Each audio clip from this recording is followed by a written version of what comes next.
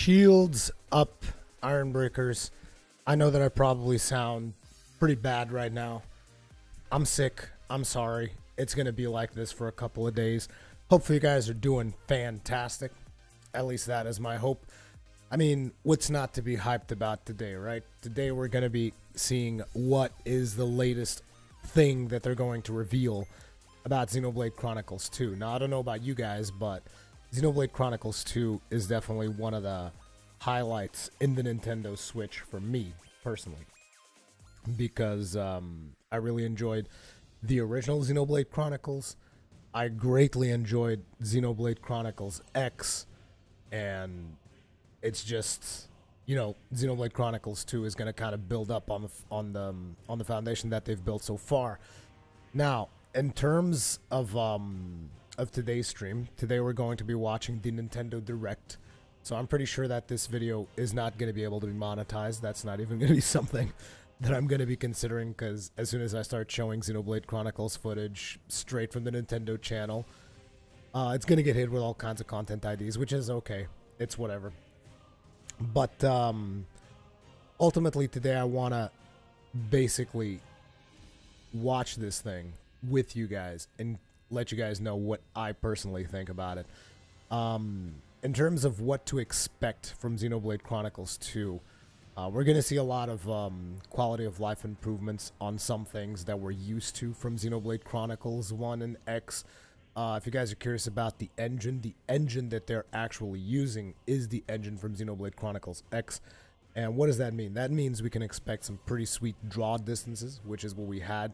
I'm not talking about draw distance in terms of what you can see with the mobs, because the mobs did have some pop-in, but the world itself and the scale of the world in Xenoblade Chronicles X, at least to me, I always thought was impressive. I mean, even in the original Xenoblade Chronicles, which I only ever played on the 3DS, I didn't play it on the Wii, even in that one, the scale of everything in that game was pretty impressive. I mean, it was truly an open world experience. You could, I don't think you could go to every area from the get-go in the original Xenoblade Chronicles, because you were kind of limited by the narrative progression, which is what you are going to be seeing in Xenoblade Chronicles 2, I think.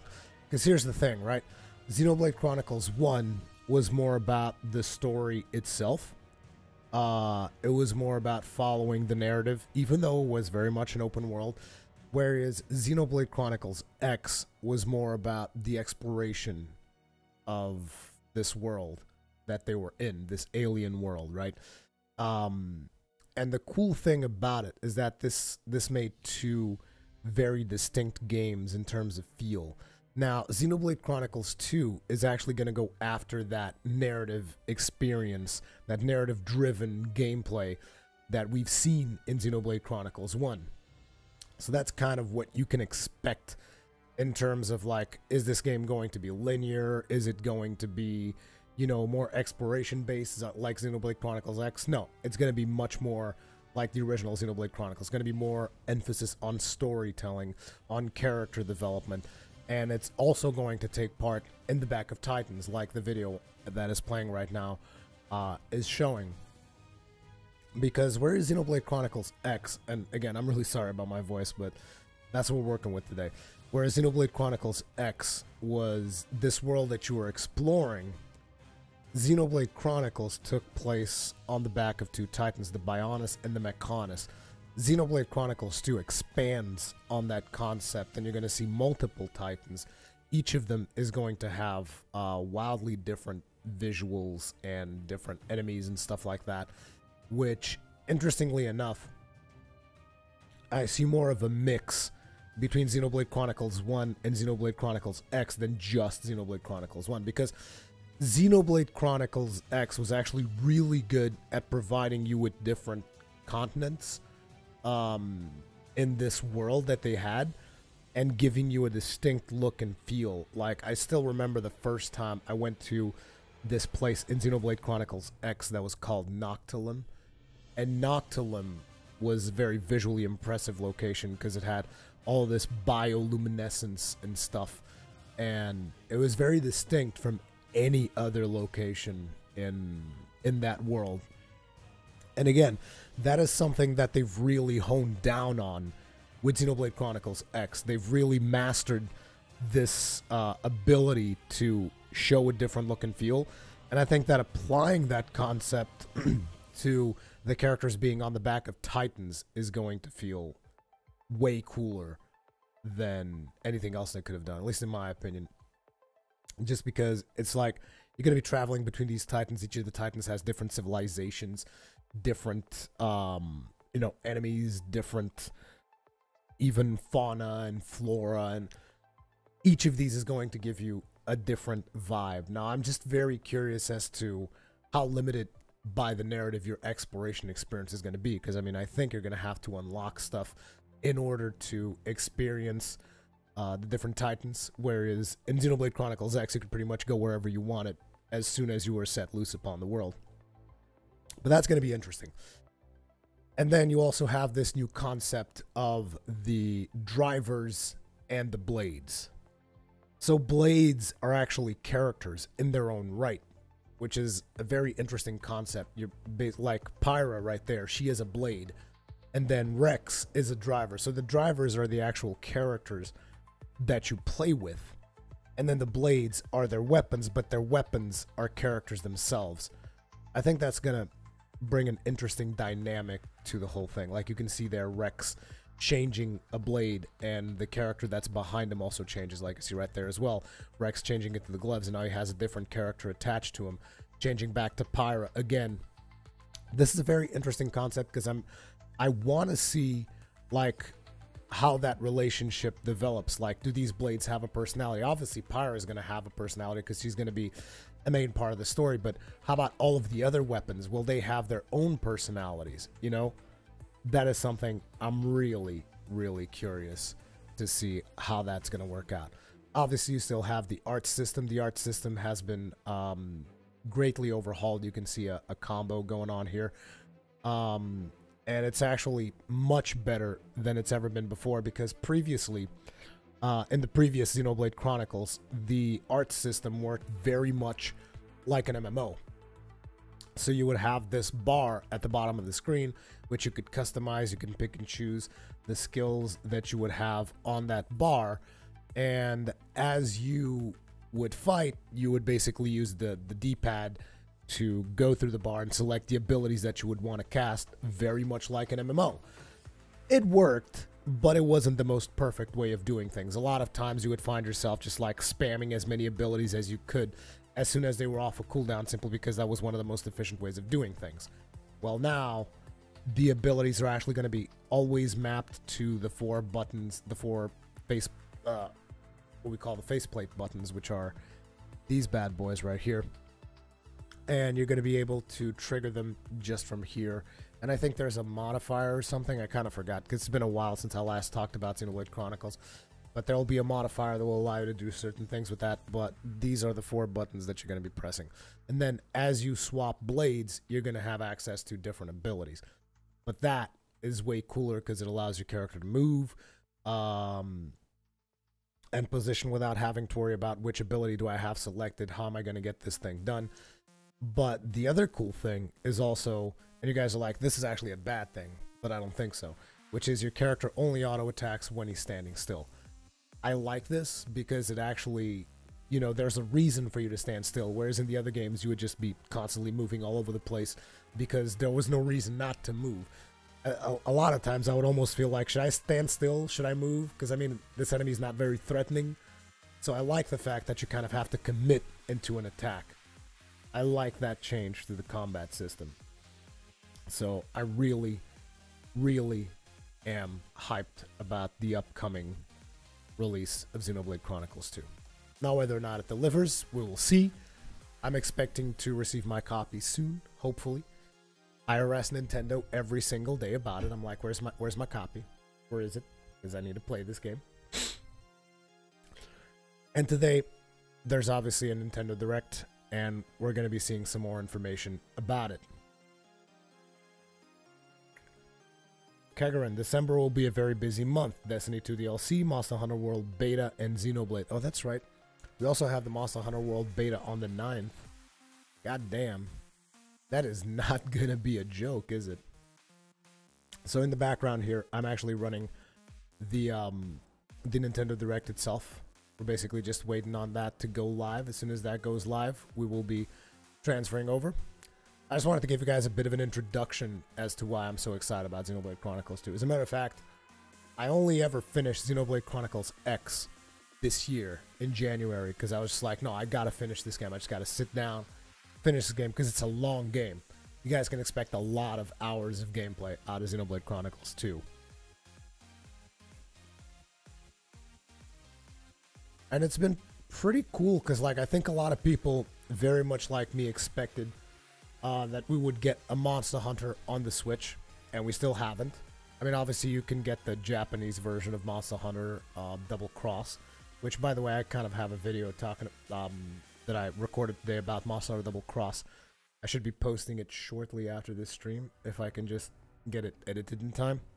But even though we didn't get a Monster Hunter in the West, we still got some friggin' fantastic titles. Like, I'm talking contenders to Game of the Year here. Sorry, it's my cough drop. Like, for instance, I mean, we got Legend of Zelda Breath of the Wild, which was a fantastic game. We got ARMS, which I actually enjoyed quite a bit. Now we just recently also got Super Mario Odyssey, which is friggin' fantastic. And there's been more titles on the Switch. And there are more titles even still coming, like Project Octopath Traveler. Oh my god. I cannot wait for that game. That is so good. Not sure if you guys ever watched that live stream that I did for Project Octopath Traveler, but goddamn, that game's friggin' fantastic. Also, we got Mario Kart, even though that's not, technically speaking, you know, a new game. But yeah, we got some pretty good stuff. Sorry if I'm not being particularly eloquent. Like, my throat is especially dry and in pain. Kane D Bad Guy. Ruri, I'm looking forward to seeing your top games of 2017. Dude, I'm not looking forward to having to make that list. There are so many good games that came out this year. It's been fantastic. And you know what's the other good thing about Xenoblade Chronicles 2? We're like sitting in this, in the past couple of weeks, I kind of feel like the gaming industry has been having this discussion about how there's not a lot of single player games anymore. Single player games are dying. And I'm just like, I don't know what you're talking about, dude. Fucking Xenoblade Chronicles 2's coming out soon. That's all I fucking care. Kidding me? Friggin' game's fantastic. Paladin Leroy. I dislike a lot of Nintendo, but even I like Mario Odyssey. You have to. I mean, I think the only people that don't like Super Mario Odyssey are people that don't like having fun. You know, that's like the only reason not to like Super Mario Odyssey. Is like, I don't like having fun. Therefore, I don't like Super Mario Odyssey. That's the only thing anyone can bring into an argument is like, I just don't like having fun. I'm just a person who's opposed to having fun.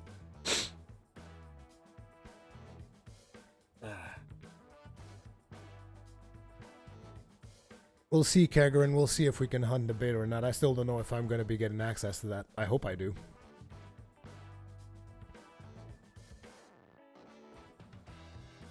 Gotta get my contacts in Sony to help me out with that, maybe. We'll see.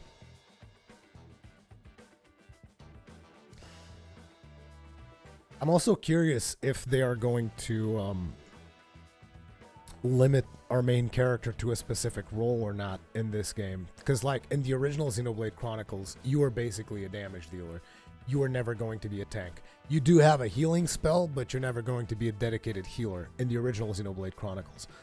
However, in Xenoblade Chronicles X, you could be whatever you wanted.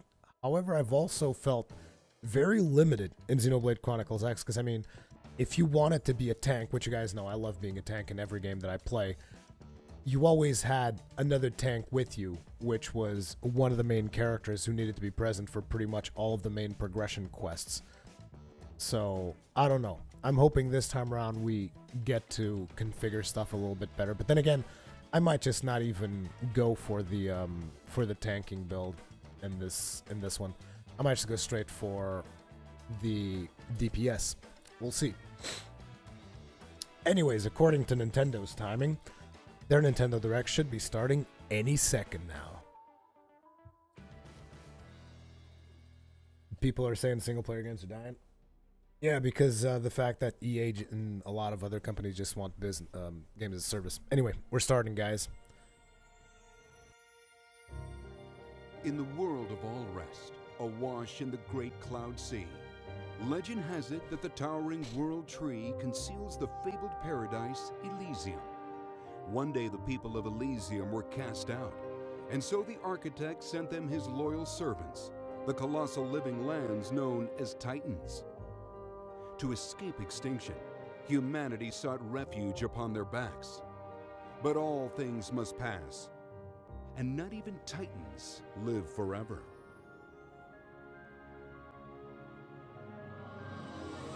Today, we'll explore the next big adventure on the Nintendo Switch system. But first, the following trailer will give us a closer look at the game's characters than ever before. It will be presented with Japanese audio and English subtitles, as we're excited to announce that this voiceover option will be available in the game, thanks to free DLC available to download on launch day. Enjoy. I know this is important for a lot of people. Japanese VO, good shit. Very good shit.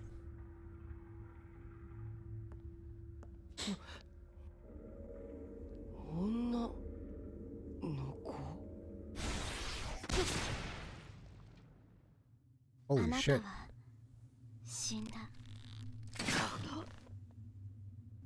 真に胸を差し貫かれて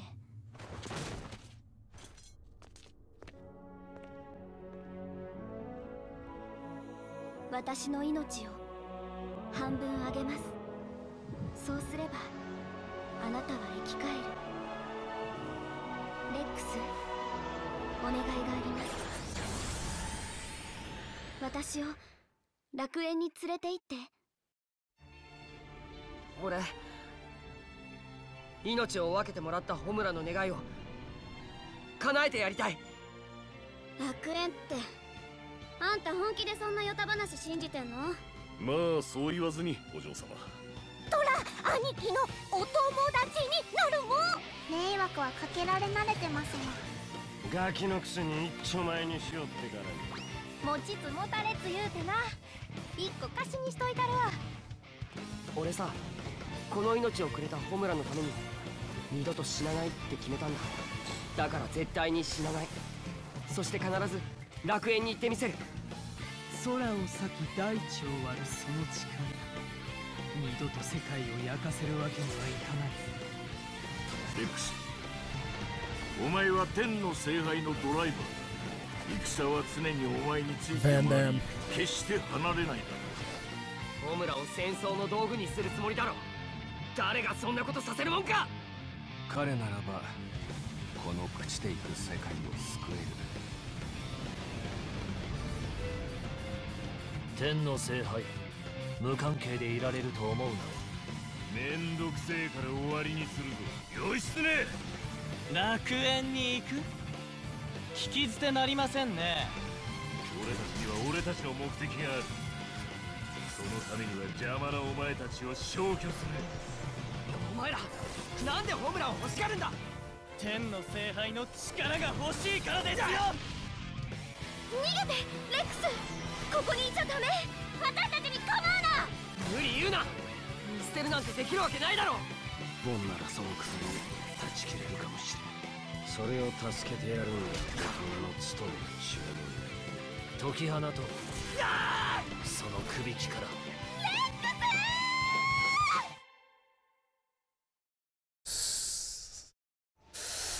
Ah.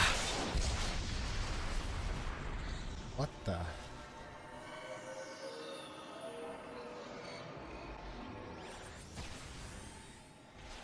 これはホムラ。私は光。Mithra. So that's shown a lot of characters. Blades, such as Pyra, are artificial life forms that bond with drivers like Rex to lend them their weapons and powers in battle. This bond forms when a driver touches a core crystal and resonates with the blade born from within. A single driver can resonate with many blades, some of which are particularly powerful rare blades with varied designs, weapons, and abilities. It's nearly impossible to say which blade will appear. So, if you plan on questing through Alrest, seek out as many core crystals as you can find. Bond with the blades you conjure to life. And before long, your team will grow in strength and number.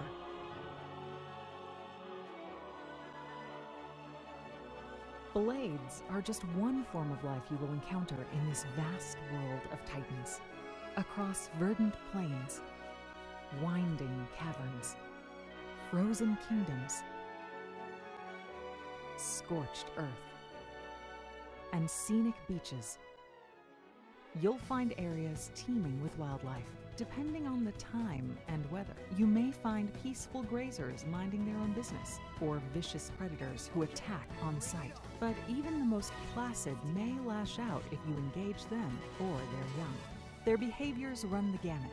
Some travel in herds, some have bizarre rituals, and some will show up to a fight uninvited, or call for help when threatened. Be on your guard.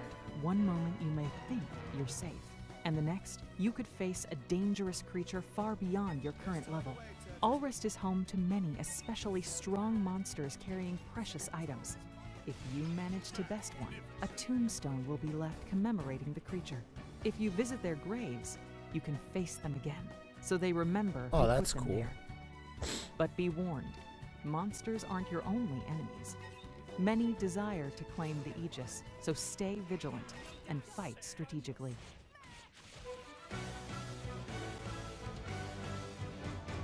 In Battle and Beyond, blades have a wide array of support abilities.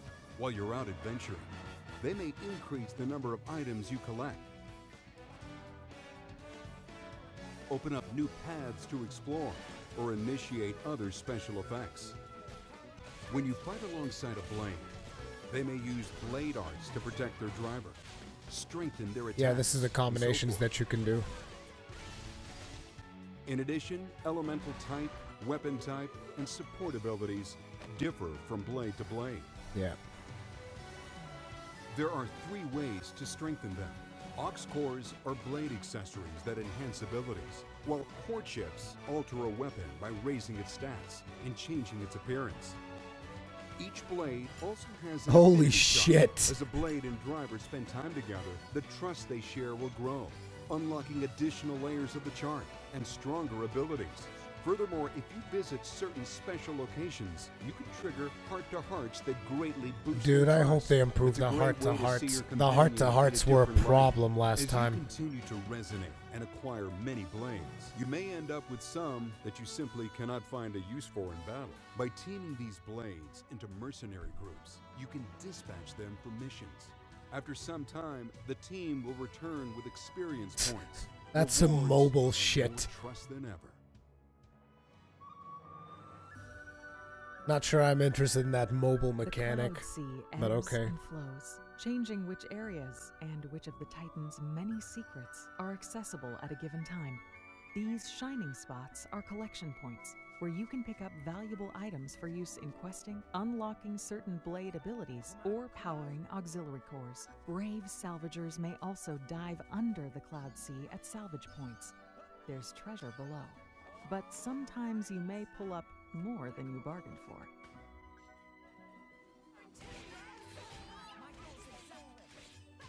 While exploring these huge environments, you may fear getting lost. Luckily, Titans are full of special landmarks, and after discovering them, you can easily return at any time. Some landmarks can be difficult to reach. These secret areas have truly stunning views, whether you reach them during the day or at night. Somehow, you can set the time by turning the clock's hands. You can also expand your view a bit by removing the map from the screen. Throughout your journey, you will find bustling cities in each region of Alrest. From shopping districts to residential quarters, each city has its own distinct layout and atmosphere. And each one also has a trading post where you can bundle the items you've found into special sets and trade them for gold or other items. Some of the townspeople you meet... They're going really deep with If you explaining oblige, everything. You can count on a reward. But surely that isn't your main motivation, right? Surely. This is the Argentum Trade Guild, a large cloud seafaring vessel devoted to commerce. Tora certainly looks excited about it. Here, merchants offer everything from musical instruments to toys to books and more. It's a great place to shop. If you place acquired items in one of your party members' pouches, you can greatly enhance combat stats, such as strength, speed, and damage reduction for a limited time. Some areas, like the Argentum Trade Guild, have an accessory shop where you can buy items that boost stats while worn. This is just one of the many ways to customize your allies. Apparently, you can customize a very special blade by playing a game called Tiger Tiger. Just slip by these enemies and collect as much treasure as you can. Then use this treasure to enhance Tora's high-tech masterpiece, the artificial blade named Poppy. You can upgrade her abilities and even change her elemental type. Electric Poppy looks shockingly great. But Shockingly great. Looks really cool, too. This type of customization is exclusive to Poppy. She's truly one of a kind. She better not be locked behind a friggin' amiibo. In battle, your party includes up to 3 drivers who each have 3 blades to switch between. However, as you saw earlier, Rex's blade, Pyra, does have another form named Mithra, who he can swap in at any time. So he can basically have up to 4 blades. Warm up with auto attacks to charge up your powerful driver arts. If you switch to a different blade, you can use one after another. And if you completely fill your gauge, you can charge up a special that is even more powerful than driver arts. By continuing to charge up your special, you can reach greater levels. Each one stronger than the last. The highest level is 4, and it's so spectacular that even your enemies will stop to watch. Even your enemies will stop to watch. For using their own specials, so don't forget to give the order. If you want to win a fight, you better bring the right blades for the job. There are 3 types: attackers, tanks, and healers. The combination you bring to battle determines a driver's class, which affects the bonuses earned. So keep that in mind when building your party. Each weapon class has 4 driver arts, and you'll choose 3 of them. So, 3 blades with 3 arts each. That's 9 arts per driver. They're intensely satisfying to use. So you may want to remove the names of arts and blades from the UI and soak in the action. As you win battles, you'll learn experience points, teach your drivers new skills, and raise the levels of their arts.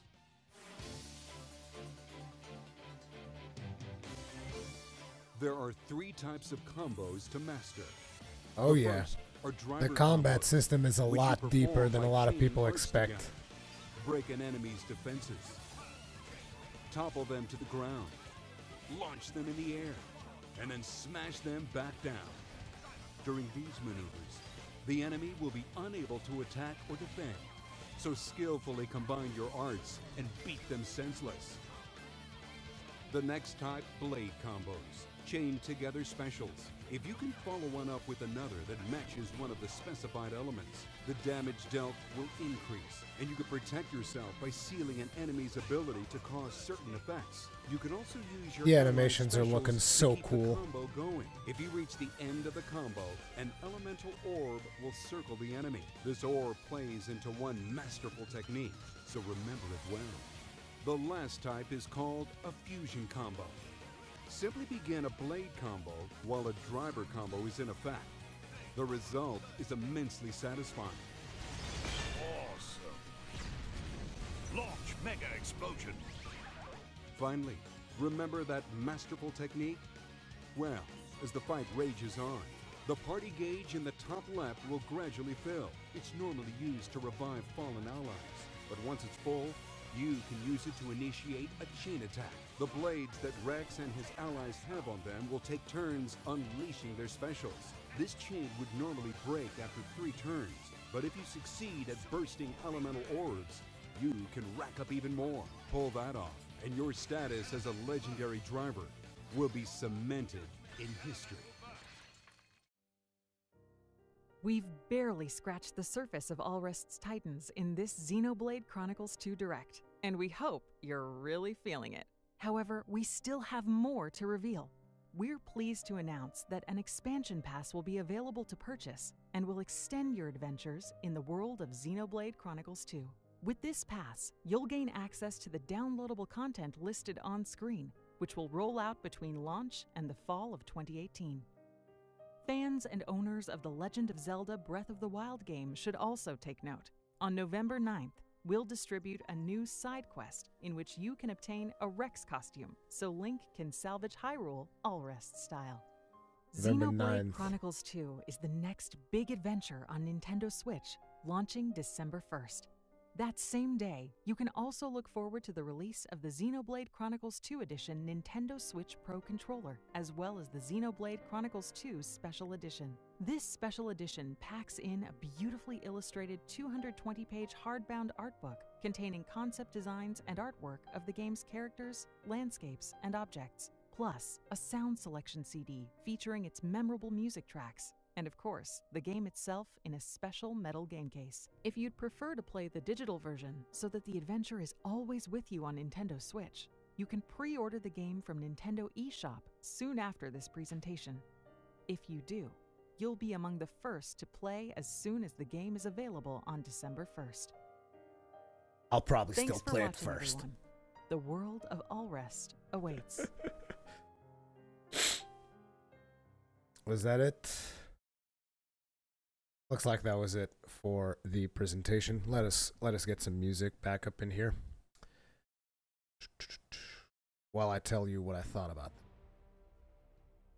That was actually a little bit faster than I thought. I thought it was going to take a little while longer with the thing, but I guess not. Either way, we can probably back this up, and I can get rid of the audio there.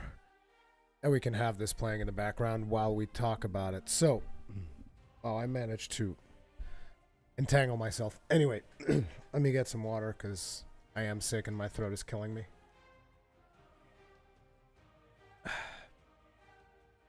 Okay, so first thing that I gotta say about this presentation, what a massive spoiler. Like, legit, what a massive frickin' spoiler they just straight up revealed there. And I know it probably happens early on in the story for them to have shown it in this presentation, the whole thing about Rex dying, but it does illustrate a point that I'll be making in a video later down the line about how trailers sometimes are a little bit too revealing. But it's like, sure, it's, like I said, it's maybe something that happens very early on in the game, but it's still something that I would have liked to experience. Like I kept telling you guys, that thing that happens early in the original Xenoblade Chronicles, because of the fact that I didn't knew it was coming, it pretty much nearly took me to tears in one cinematic, okay? Because it was very meaningful, and it was something that happened very early in the game. And the fact that Rex dies and that Pyra saves him, you know, that is something that I would have preferred to experience in the game itself rather than witness it through, you know, a Nintendo Direct. But anyway, another thing that I would like to bring up is the soundtrack. Not sure how many of you guys were paying attention to the soundtrack, but I've really enjoyed the soundtrack of the original. I loved the soundtrack of Xenoblade Chronicles X, and this one looks like it's going to be pretty cool as well from what we've seen so far. From all of these Nintendo Directs, so that's pretty cool. Something that they actually didn't mention was the behavior of monsters. Now, this was something that you were able to predict by looking at icons in the monsters themselves in the previous Xenoblade Chronicles. They've mentioned this in other videos. Actually, I'm not sure if they have mentioned it or not. I don't know. I know that I saw that somewhere, or that I asked someone about that. But basically, in this Xenoblade Chronicles, they want you to learn about monster behavior from observing the monsters themselves. So they're not going to have like icons on top of their heads indicating if they attack on sight, if they attack on hearing you, if they are passive. It's not going to tell you. You're going to have to be able to look at a monster and kind of like figure that out for yourself, which is a more organic way of doing things, and I prefer it that way. But that's the thing about monster behavior. Now, they've shown that we're going to have heart-to-hearts again in this game, and a heart-to-hearts has always been something that I've never really been a huge fan of. Like, I like the fact that it exposes further story in the game, but I don't like the mechanics on how you have to develop all of these relationships with all of these characters in order to experience the heart-to-hearts, because sometimes you can be playing the game for like hundreds of hours and not develop a relationship with a certain character that you needed in order to unlock another character, which would then grant you access to a certain heart-to-heart. So I hope they do a bit of an overhaul on the heart-to-heart mechanic in order for it to be, you know, it almost sounds bad saying this, but I would actually like the heart-to-heart things to be simpler or easier to get, at least, because I want to know the backstory of these characters, but that doesn't mean that I want to go grind with them for hours on end, leveling them up and spending time with them just to, you know, unlock this mini cinematic in a heart-to-heart, you know? At least that's the way that I feel about that. I don't know about you guys. Something that I thought was interesting is that they are going to allow you to send blades into teams. You're going to be able to get a bunch of blades that you're not using, set them up as mercenaries, and then send them off into their own missions. I thought that was interesting. That's like a mobile mechanic making its way into the game. But interestingly enough, you guys will be like, oh my god, they're selling out, it's all over. Xenoblade Chronicles X also had a mechanic like this. So as you adventured into the world of Xenoblade Chronicles X, you would unlock these things. I don't remember the names of them. It was like this thing called Frontier Nav, and you would put down these pillars. It almost looks like oil extraction rigs, but they're not. And you would put these things down, and they would generate resources for you. And this was like a special resource called Moranium that you could then use to upgrade things and whatnot. And this resource was generated at certain intervals in the game. And it was based around how many of these things you had planted into the world, which is very much a mobile-like mechanic. Now, this time they went with a much more simpler mechanic, which is you get the blades and you send them off to do a mission, then they come back and they bring you the rewards, which is, again, it's a timed mechanic. It's a mobile thing. It's interesting to see in a game like this because I don't think, at least with Xenoblade Chronicles, you weren't able to like buy your way into upgrading the mobile mechanic. So even though it's a mobile mechanic, it is a no bullshit mobile mechanic because it's not like you're going to be able to like speed it up or something.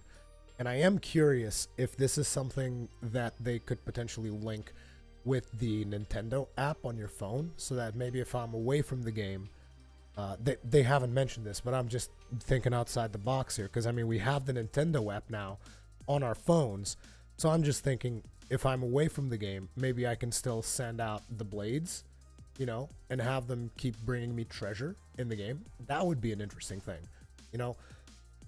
Just being able to do it while you're on the game, I don't think it's particularly interesting, because if I'm in the game, I'm more concerned about experiencing the game than necessarily micromanaging these mobile features, so to speak. So it would be interesting for me if they somehow integrate this into the Nintendo app in a way that I am able to use the Nintendo app to send out the mercenary blades to do things, and then when I get into the game, I'll just get rewarded for that. See, that is an interesting proposition. But then again, you can always you can carry your Switch with you, so you can kind of manually do that. You can just go into the game whenever the time comes and send out your troops if you want to, but I don't know. Now, something that does concern me, and that they didn't address, I mean, they addressed it to a certain point, is the fact that the UI is friggin' huge. I'm not sure how many of you guys have actually seen gameplay of Xenoblade Chronicles 2 right in front of you, but the UI is huge if you're watching it on a TV. It's like the thing is made to be played mobile. Like if you're in mobile mode, if you're just like with the console, handheld mode, whatever you call it. If you're in handheld mode, the UI size is perfect.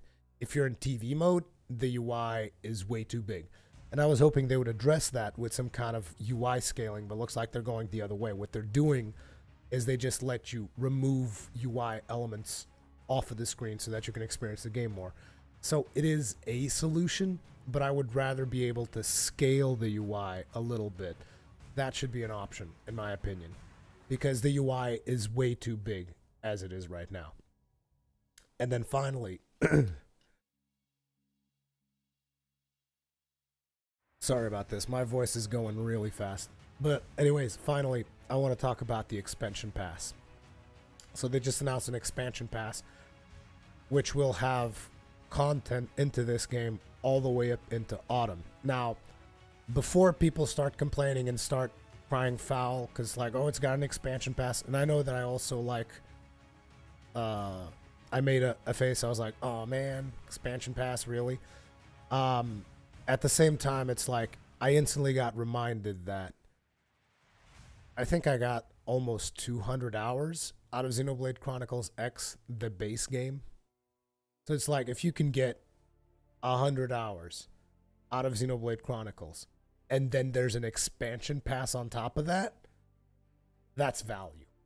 You know, you're just getting more value on top of the stuff that you've already gotten. So I'm not going to be against that. You know, that's what I'm getting at. I'm not going to be like, oh my God, it's so bad that they already set an expansion pass. It's like, it's not that bad. You know, you're going to get a lot of more content. As a matter of fact, I actually wanted to see what that content was. Let me see if I can find it here. Here we go. We're also getting a Zelda thing. I want to see that. I want to get that. Oh, shoot. Come on. YouTube live video is a little bit weird when you're trying to scroll through something.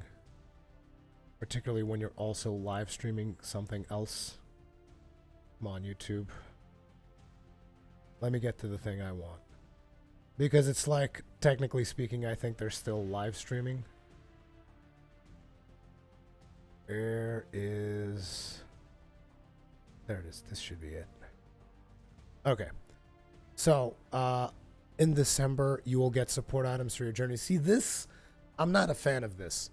Because I just don't like it. I don't like it when a game gives you items that give you a little bit of a boost at the start. Like, I think that everybody should have the same experience. So the support items, not a big fan of that.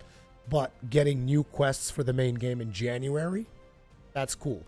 And why is it cool? Because even after you're done, because at least the way that it's been in Xenoblade Chronicles X, even after you were done, there were still these really big bosses that you never got to face throughout the main game. So these new quests could be like additional new bosses that you would get to face. And there are some very interesting boss fights in Xenoblade. So I could see this being something along those lines. So that's cool. New rare blade in spring 2018. I'm assuming that there would be a quest associated with a rare blade. And remember, blades in this game are not just like an item that you equip. A blade is a character. So I'd expect there to be a little bit of story around that character. So it'd be cool to get a new blade. New challenge battle mode. This I expect to be maybe some kind of horde mode or something where you potentially go into a stadium and there's just like a bunch of waves coming at you. Could be interesting. I don't know. But if it's coming out in summer, I somehow get a feeling they're going to tie this in. Because the same way that they've tied this particular launch in December with Zelda, I get a feeling that they might tie this in with another one of their titles. And maybe have items that kind of like cross over a little bit. Break the fourth wall. But I'm not entirely sure what it's going to be. But should be interesting. However, the most interesting piece in here is the brand new story and adventure mode in autumn. Not adventure mode, brand new story and adventure. It's just like you get a whole new story in the world of Xenoblade Chronicles 2. That's pretty cool. And also bear in mind, depending on the price, because we don't know. Did they say the price? I don't think they said the price, did they? Expansion pass available for pre-purchase. I guess I don't know the price yet. I would have to go check that out in the... Yeah, they don't say prices for any of this. I don't know what the price is for this, but I would say if it's around $20 for all of this additional stuff, $20 to $30. $30 might be a little bit on the high side. So more around the $20 value. I think this would be a fair deal to add on top of the content of the game. But just remember, like I said, I expect to get at least 100 hours out of the base game. So that's already a whole lot of game in there. But we will see about that. Either way, I'm still excited about Xenoblade Chronicles 2. And I can't wait to get my hands on it, basically. That's all I can really say. Hopefully you guys enjoyed today's stream. Again, I'm very sorry about my voice. I know it sounds terrible, and it also hurts like a motherfucker. I have plans to put out some more content today. We shall see how it works with my throat, but thank you all very much for joining me. If you did enjoy the live stream, hit the like button. Helps out a lot. If you are new here, hit the subscribe button so that you're always notified when there is a new live stream in the channel or a new video. Hit the bell icon, all that stuff. And if you really, really enjoy it, consider sponsoring. You will get a cool icon like the one Paven B has and access to sponsor-only emotes. Thank you all very much for watching, and I will see you guys in the next one.